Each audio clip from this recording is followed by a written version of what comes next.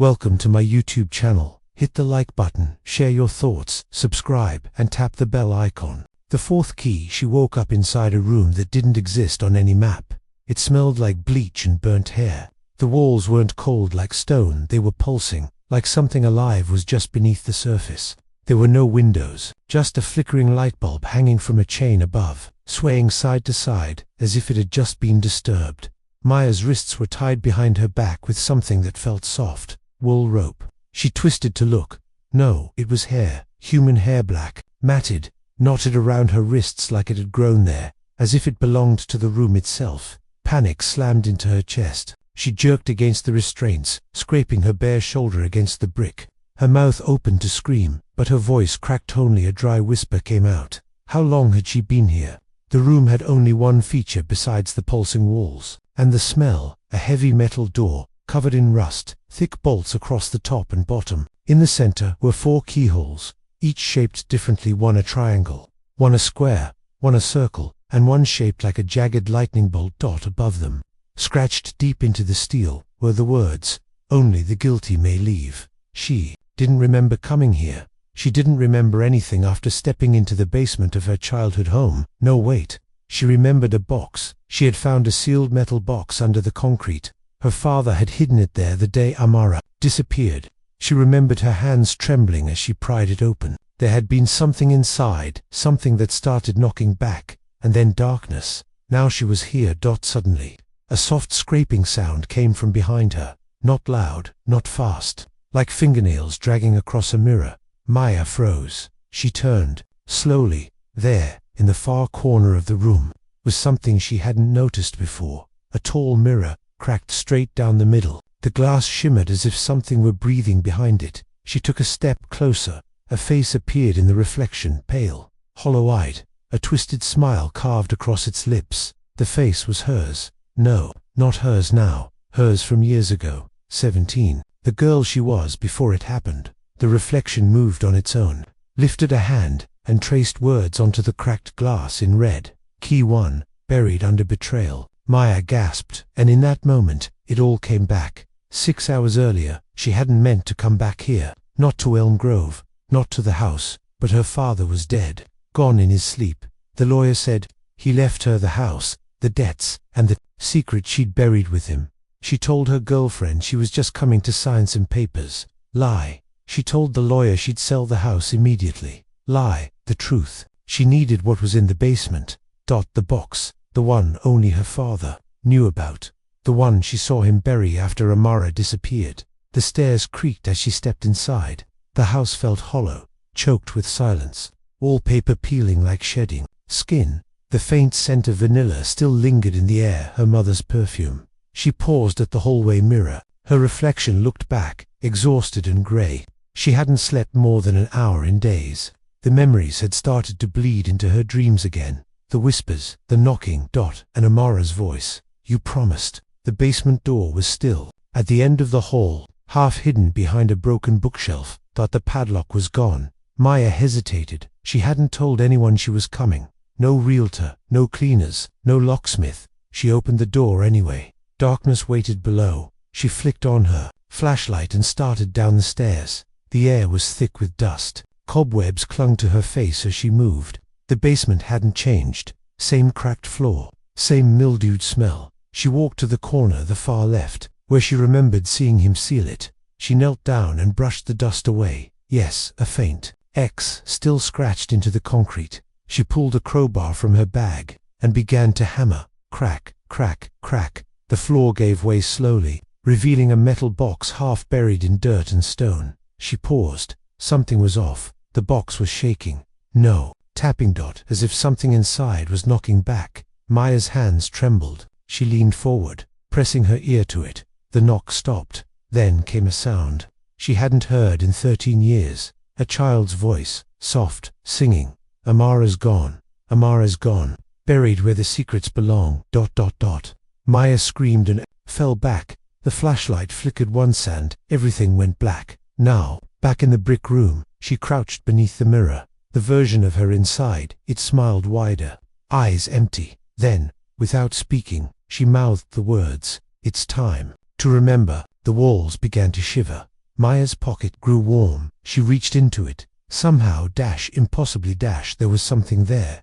She pulled it out, a triangular key, dark with rust. It vibrated faintly in her hand. She staggered to the door and slid it into the top left. Keyhole. Click. One lock undone. The mirror. Girl nodded. Then her face twisted into something darker.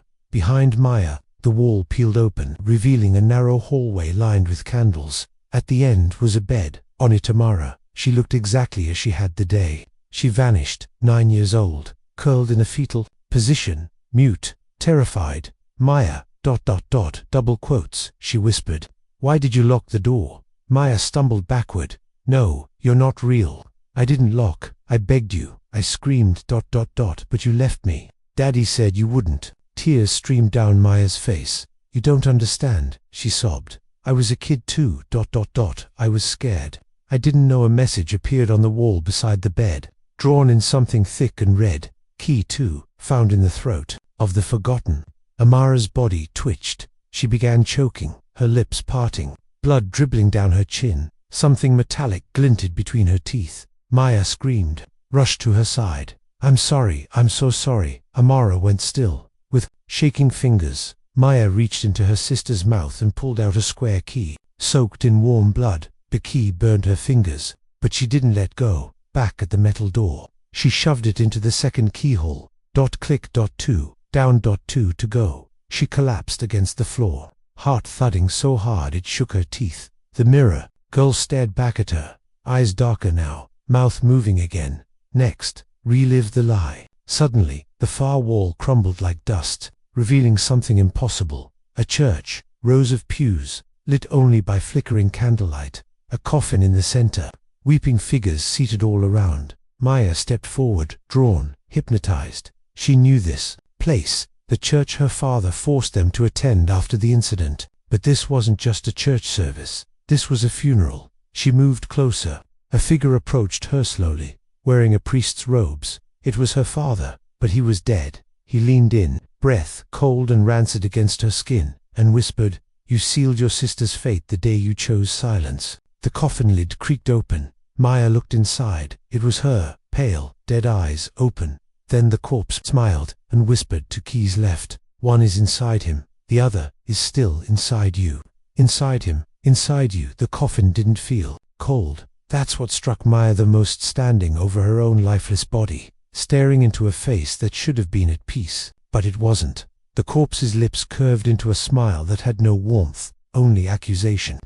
Her eyes blinked slowly, then focused directly on her, as if death had paused just long enough to let the truth speak. "You buried me the moment you chose him," the body whispered. Maya stumbled back. "I didn't choose anyone," she shouted. "I was a kid. He told me to lie," he said. "If I told the police, I'd be taken too. You still chose him." The coffin slammed shut with a sound like thunder. Candles burst out, plunging the church into shadow. When the lights returned, the pews were gone. So was the coffin. Only her father remained, standing at the altar, eyes hollow and dark. No, not her father. Something wearing his face. "You want the third key," it said. She couldn't speak, couldn't breathe. "Take it from me," it growled. The way I took everything from her." Then it opened its mouth wide, and reached 2 hands into its own throat. Maya watched, horrified, as the thing pulled something out. A circular key, coated in blood and black bile. It dropped the key onto the altar with a wet clang, then stepped back. But the key didn't stay still. It began to sink. Maya rushed forward and grabbed it just before it vanished beneath the wood. Pain surged through her palm like fire. The key was scorching hot. She screamed and dropped it, but it left no burn, just a mark, a symbol, a circle drawn in jagged lines at the center of her palm. The altar split in two, behind it a staircase, but this time it went up. Maya climbed, legs shaking, unsure if this was still happening or if she'd snapped completely. With every step, memories bled back, flashes of Amara screaming behind the locked door, her father's voice whispering. It was her time. The way the box shook when she first found it. At the top of the staircase, she emerged back into the brick room. The metal door stood waiting. 2 keys were already inserted. She reached up and slid the circular key into the third lock. Click. 3 down. 1 to go. The mirror was still there. The reflection now showed Amara, sitting in a field of white flowers. She was smiling, sunlight on her face, holding a cracked porcelain doll. Behind her, the sky bled red dot. The reflection's voice whispered again, "The final key is hidden in what you refuse to remember. It's not in him, it's in you." Maya shook her head. "No, I've remembered everything. I told the truth." The mirror cracked further. "Then why don't you remember her name?" Maya froze. Amara's name. She'd just said it. But suddenly, doubt spread like black ink through her thoughts.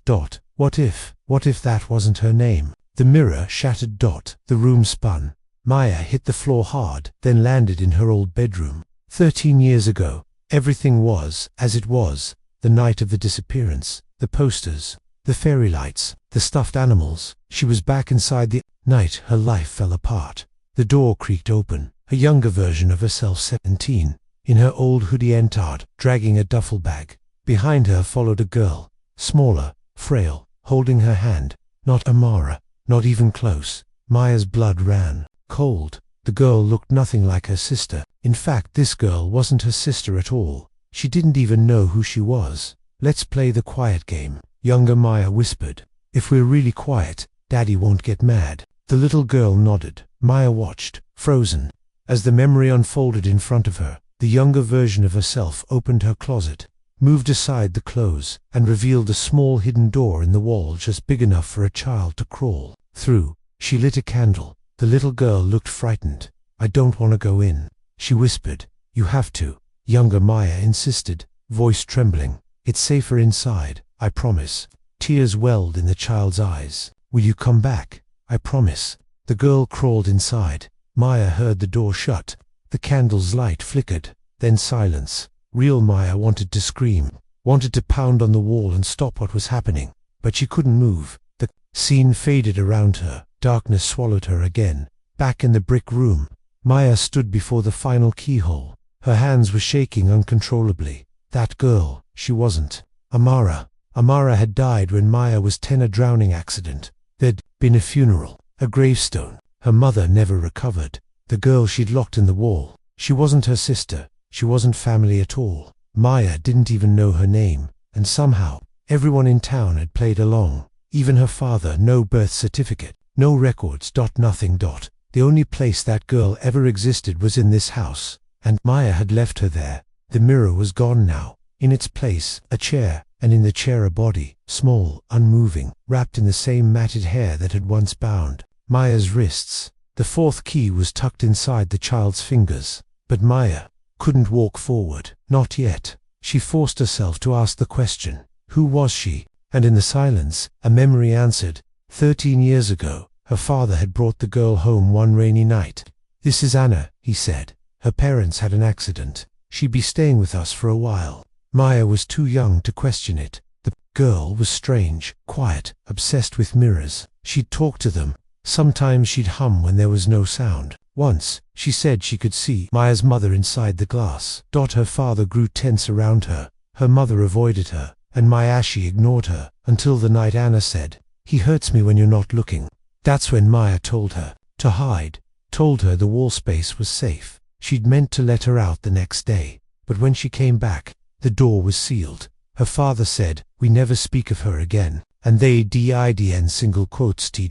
Now, Maya approached the body. It was barely more than bones now. She fell to her knees. "I'm sorry," she whispered. "I was a coward." She reached out, trembling, and took the lightning-shaped key from the tiny fingers. As she did, a voice echoed from the walls, soft, sweet, "I forgive you." But she doesn't. Maya looked up. The body in the chair began to move. Not the child's. The hair. It rose, floating into the air like smoke, then dropped to the ground, coiling, shaping, twisting into something new. A figure made of black hair and glass emerged. No face, just eyes, dozens of them, and they were all hers. Maya ran. She shoved the final key into the lock. Click. The door opened. Beyond it a mirror, floor to ceiling. Only this time her reflection was real. Bleeding, crying, whispering something over and over. "You left me, you left me, you left me." Maya reached forward, and the mirror shattered inward, pulling her into a void of screaming, cold, and memory. The girl in the mirror, Maya, didn't fall. She sank. Through the broken mirror, through space that didn't follow rules. Gravity had no meaning here, and neither did time. She was weightless, swallowed by a vortex of images, a hallway full of hair, a child's hand on glass, her own face staring back, but older, cracked, bleeding. She landed hard on something solid. The wind left her lungs as her knees hit concrete. Everything was still again. She was no longer in the brick room. No church, no childhood house. She was outside. It took her several seconds to realize where. She was back in Elm Grove, standing in the middle of a playground, the old playground behind St. Eustace Orphanage. It was abandoned. Rusted swings, a broken graffiti carved into the slides. She hadn't been here since before the lies began. But something was wrong. The sky was a bruised black violet. Not night, not storm, just wrong. And behind her, a girl stood facing the swings, her back to Maya. Bare feet, white dress, hair like shadows, floating slightly, even though there was no wind. Maya's throat tightened. She knew who it was. Anna, the real Anna. Not bones, not a memory. The ghost of the girl she locked away. But she wasn't moving. Maya took a cautious step forward. Anna. The girl turned slowly. Her face was hidden behind her hair, but Maya saw her smile. Then Anna lifted one trembling hand and pointed behind Maya. Maya turned. There was someone else standing at the edge of the playground, a man, older, hunched, dressed in a worn tan coat, who'd pulled low over his face. He stood near the edge of the woods where the metal gate had once been. In his hand, he held a round, like a compact, but polished like silver. He didn't move, didn't speak. Maya's blood chilled. "Who are you?" she called out. The man didn't answer. He simply opened the mirror in his hand and held it up. Maya blinked suddenly. She wasn't on the playground anymore. She stood in a bathroom, her old one. The lights flickered above the sink. Water dripped slowly from the tap. The mirror in front of her was foggy. She wiped it with her hand, heart hammering. Her reflection didn't move. It just stared, then smiled. Not her smile. Anna's. Her reflection opened its mouth, and a key dropped from it into the sink with a clang. Except it wasn't a key, it was a tooth. Blood pooled in the sink. Then the reflection spoke aloud. "What if you were never the victim?" The walls cracked. Maya screamed and the mirror shattered again. She hit the ground in a forest clearing, coughing. The same forest behind the orphanage, except it was new. The trees were healthy. The sun was bright. Children laughed in the distance. Then she realized this wasn't the present. This was the past. She watched as a small group of children ran across the field. Among them, on younger than ever, maybe 6, holding hands with a taller girl. Maya watched them closely. Wait, the older girl wasn't her. It was another girl, with long red hair and bruises on her arms. They whispered something, and then ran behind a tree. Moments later, a scream pierced the air. The scene froze. A voice whispered behind her, "Want to know the truth?" She wasn't the first. Maya turned. Man in the tan coat was standing behind her. Again. Still no face visible. Still holding the small mirror. Maya's voice cracked. "Who are you?" He said nothing. Instead, he dropped the mirror. It shattered against a rock, and the moment it did, Maya remembered everything. 13 years ago, the first time she met Anna. She wasn't alone. There had been another girl before. Anna, the one with red hair. Julia. Maya's father had taken her in too. Said she had no parents. Said she was special. But Julia vanished before Anna arrived, and Maya never asked questions. The memory returned like poison in her veins. Julia had been afraid. She'd tried to leave, and Maya had been told to keep her quiet. "If you want to protect your sister," her father had whispered, "you'll do what I say." So Maya had lied. About Julia. About Anna. About everything. Now, standing in the woods, Maya fell to her knees. Tears streamed down her face. All those years she'd believed she was the scared child, manipulated and helpless. But the truth, she'd helped. She hadn't meant to. She hadn't understood, but she'd helped him cover it up. Not once, twice. The wind picked up. Leaves swirled into a vortex. Voices filled the arenas. Julia's, her own, all layered over each other. Then silence, and Maya was back in the brick room. The door was gone. The mirror was reformed, clean and whole. Her reflection was smiling now.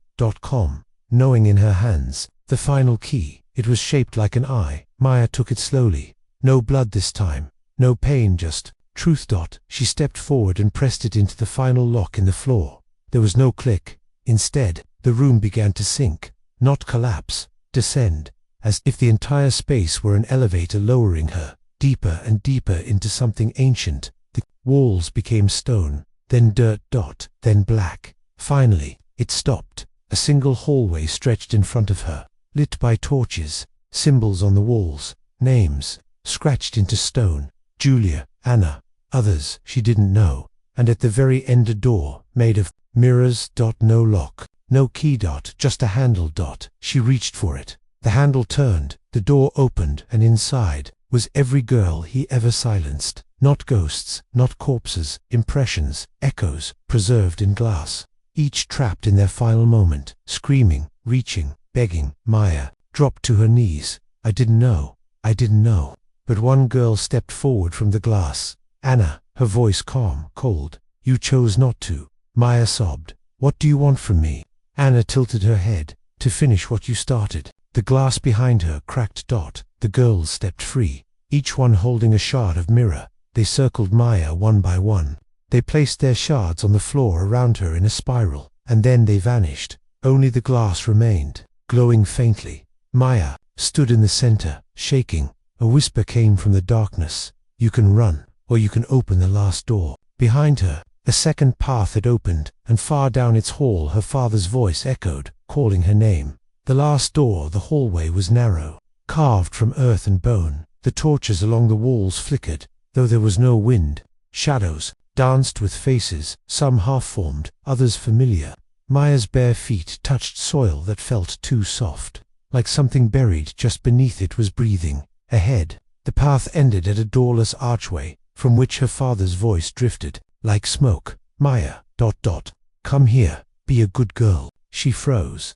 That voice didn't belong in this place. It belonged in memories she'd tried to suffocate. It belonged to a man who held one face in public and another in the dark. A man who knew how to smile with his hands clenched behind his back. She took a step closer, and the air changed. Suddenly, she was 7 again, standing in the hallway of the old house, holding a cracked teacup, crying.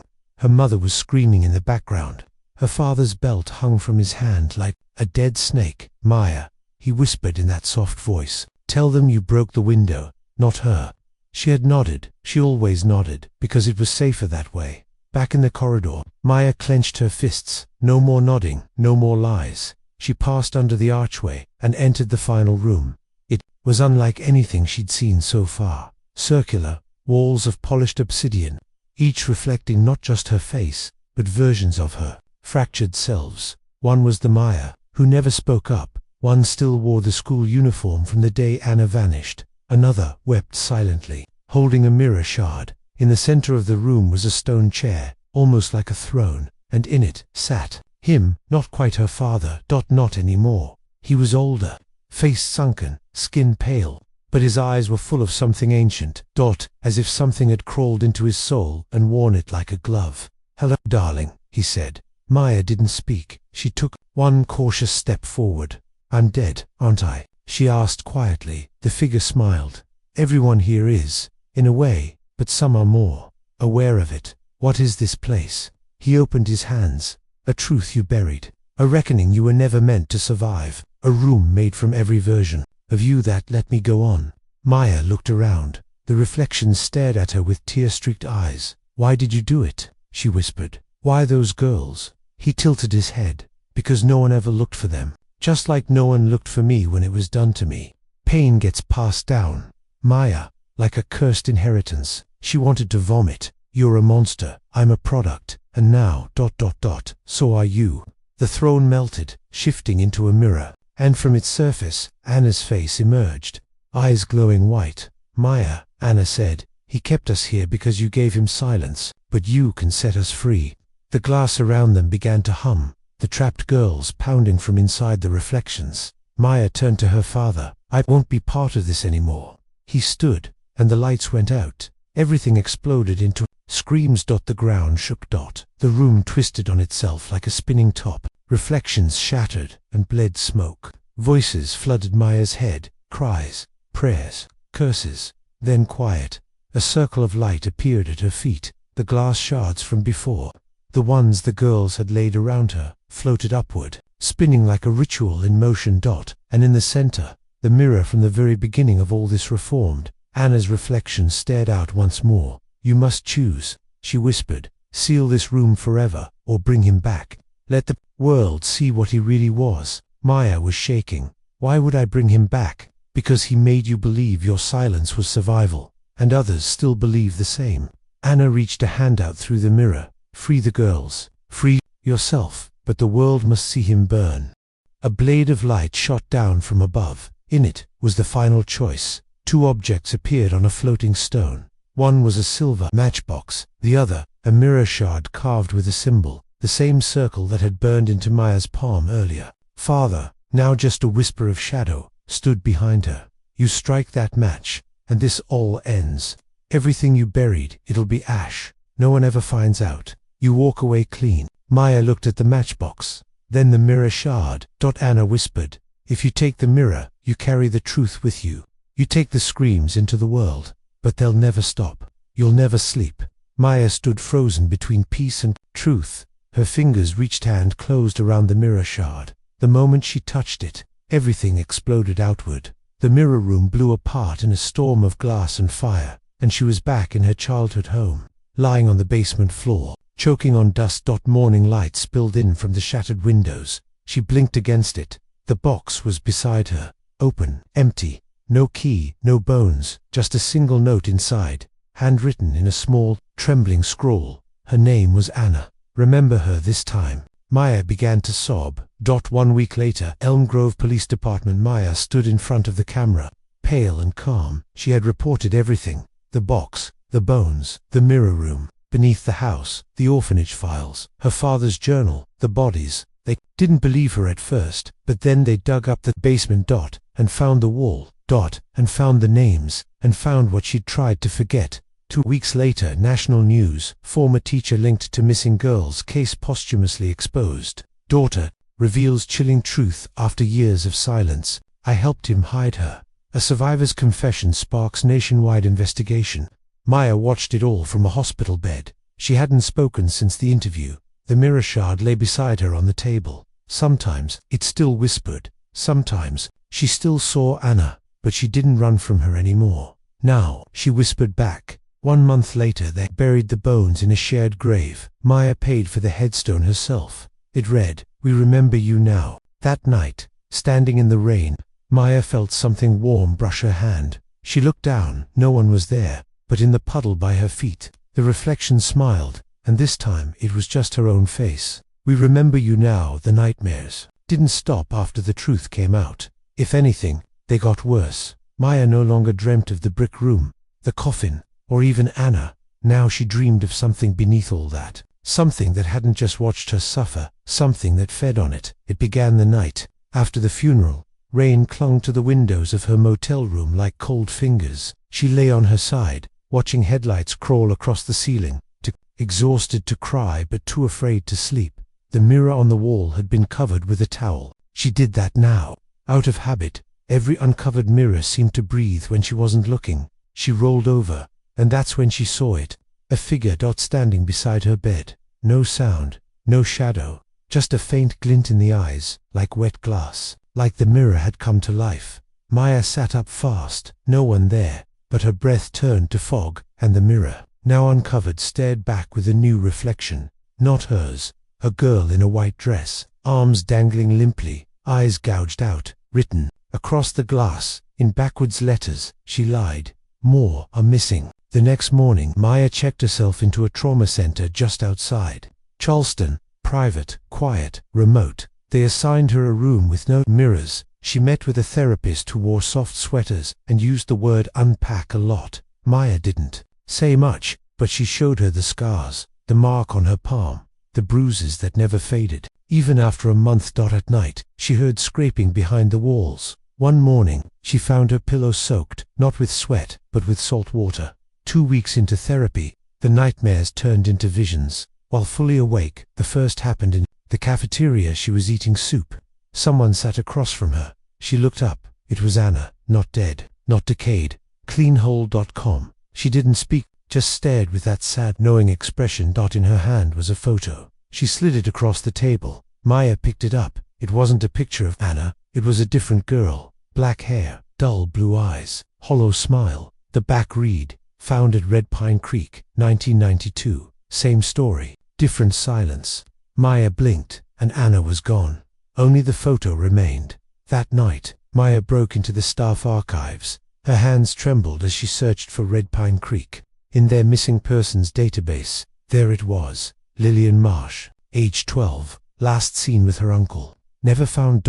No connection to her father, no connection to Elm Grove, except one, mirror. Trauma. Lillian had claimed to see people trapped behind reflections before she vanished. Her uncle said she was talking nonsense. The police closed the case due to lack of evidence. That was 1992. 20 years before Maya ever found the brick room. But Lillian's description matched everything Maya had seen. Almost like she'd been part of the same curse. Maya started digging deeper, and she found more. 3 more girls, all under 14, all from different towns. All died or disappeared after claiming to see faces in the glass. All adults in their lives dismissed it as mental health episodes.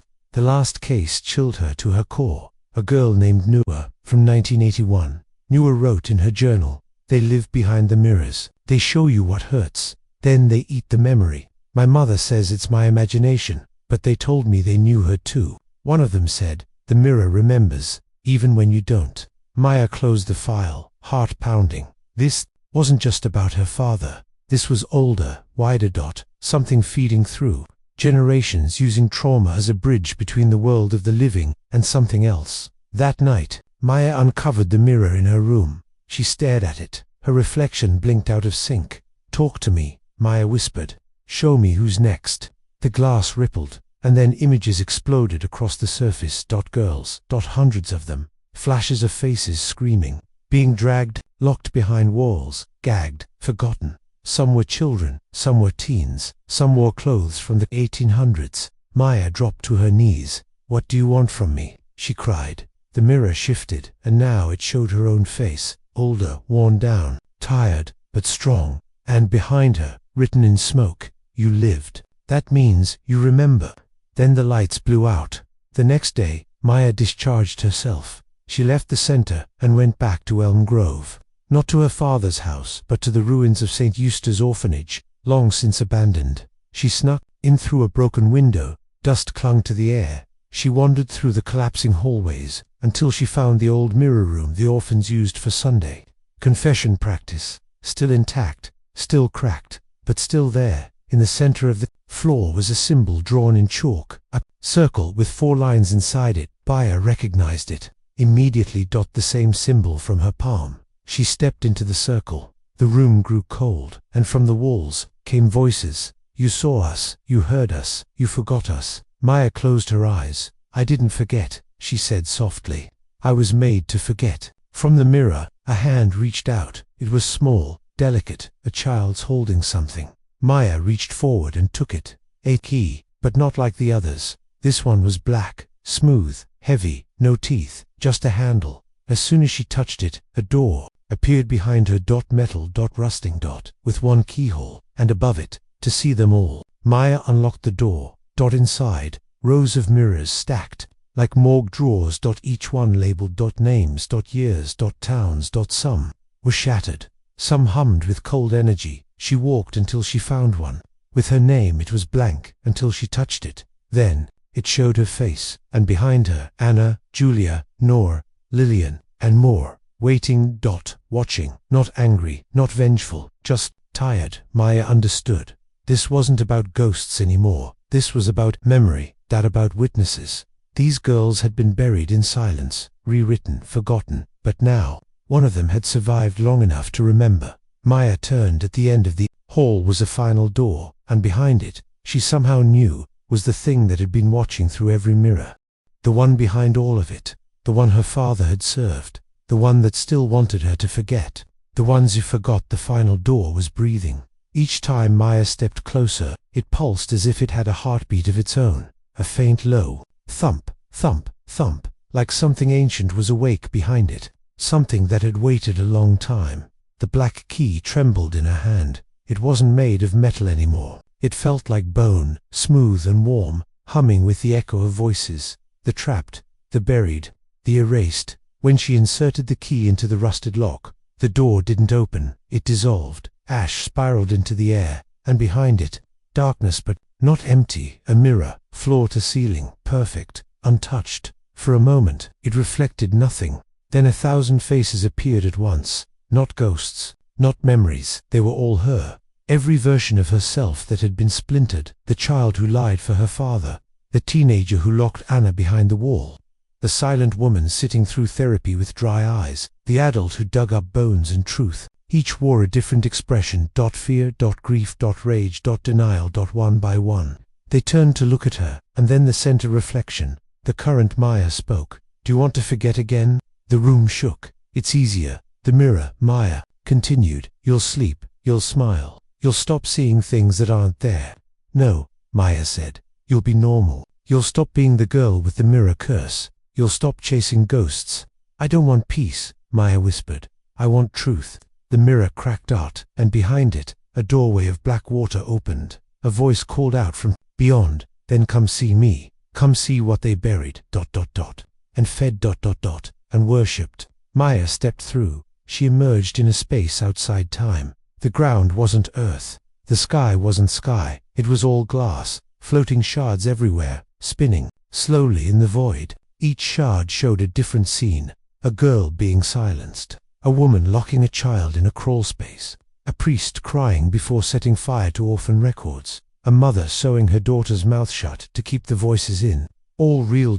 All pieces of the same curse. All sacrifices. And then Maya saw it. At the center of the glass sea stood. A massive form, neither man nor woman. Neither demon nor ghost. It wore a mirror for a face. And hair like wet roots hung around its shoulders. Its body shifted with whispers. Maya could hear the voices. Trapped in its skin, girls from different centuries, different places, all with one thing in common. They weren't believed, they weren't remembered, they weren't saved. The thing looked at her. Its mirror face shimmered until it showed her father's face. He let me in, it said. He fed me with each silence. He was a perfect vessel. The mirror shimmered again. This time it showed her face. You almost were. Maya stood her ground. What are you? She demanded. The voice responded, but it came from every direction at once. We are the echo behind every closed door, the space between memory and denial, the weight you carry and refuse to name.